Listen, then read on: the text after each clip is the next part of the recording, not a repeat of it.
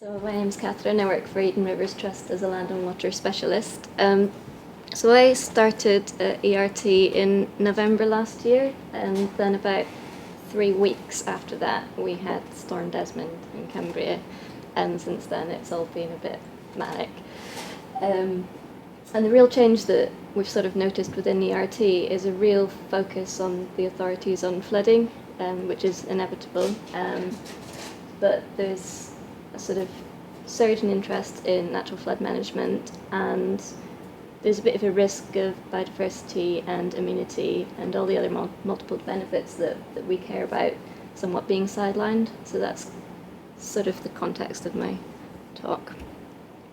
Just wanted to take an example of one of the catchments in the Eden that we've been working a lot with SCIM on. So the Roe and Ive catchment, it's about 70 square kilometres. It's been flooded seriously twice in the last couple of years, and as a result it's been designated as a community at risk by the lead local flood authority. It's a very small settlement, so it probably wouldn't be eligible for traditional flood defence funding, but NFM approach was thought that it might be appropriate. We're very lucky to have a really engaged and informed community there who have really helped to drive the project forward. And as a result, we had a sort of project team including ERT, Durham, Catchment Sensitive Farming, the Woodland Trust and Natural England. And through that partnership we funded an MRes at Durham to look at modelling the effects of extreme flows, both drought and flood, on that catchment, and to look at the impact of NFM interventions. And the result of this work was a sort of community handbook that was designed to give the community the sort of starting point of where you could target measures on the ground to reduce flooding in their village. So the main recommendations from that MRes were to carry out wide-scale soil improvements through mechanical aeration, putting in woody debris dams in some of the smaller streams, and quite big land use change cover with riparian woodland put in. The model that underlay that, Sim's the best person to ask about because it fed in SCIMAP flood and the connectivity runoff model from 3. So I'm not going to go into that, but if anybody's got any detailed questions, I'm going to direct you at Sim. So that came out earlier this year, and that helped us to look at the catchment and really focus on 3 target areas within that area that we could start to put measures on the ground. So the community group that we're working with, they've got the longest name in the world, I need to shorten it, but it's the Roe Catchment Community Water Management Group. They are really interested in this whole process, and they kind of started from the point of trying to get everything out of the river to move it as quickly down and away from the village as possible, to now sort of really engaging with the project and actually coming out and helping us install some of the woody debris dams this summer along with our apprentices.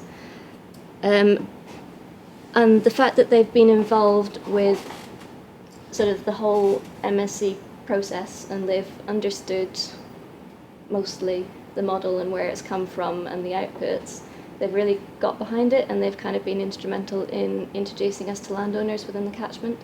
So that's really sped up the whole process and has allowed us to get measures on the ground much faster than we were anticipating. So this summer is really focused, like I said, on installing some of the woody debris dams and carrying out mechanical soil aeration.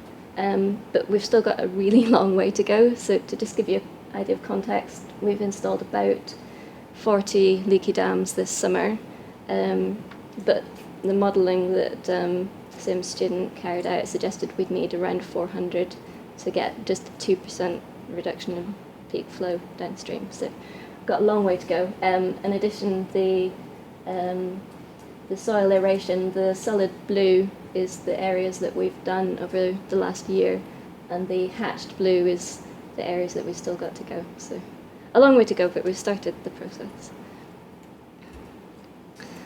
Yeah, the modelling that Durham carried out looked at a whole range of NFM measures, but it didn't have offline storage included, so that's kind of something that we'd be really interested to look into in future.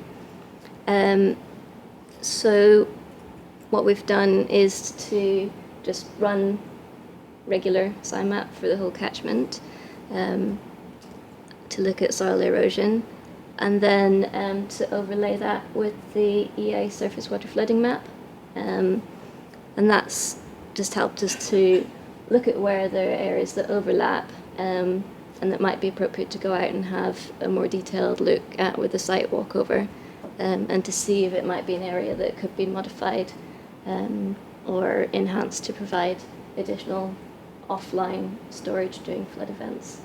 So that's kind of the next steps of where we want to take it. I think somebody also mentioned this morning.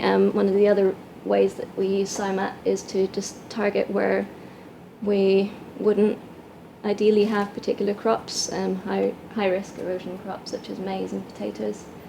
So we can use the SCIMAP connectivity map just to sit down with farmers and have a look at where the best growing fields are and where the highest connectivity is, and just think about, is there an option to maybe relocate those growing fields, or if it's not possible, to put in a buffer strip.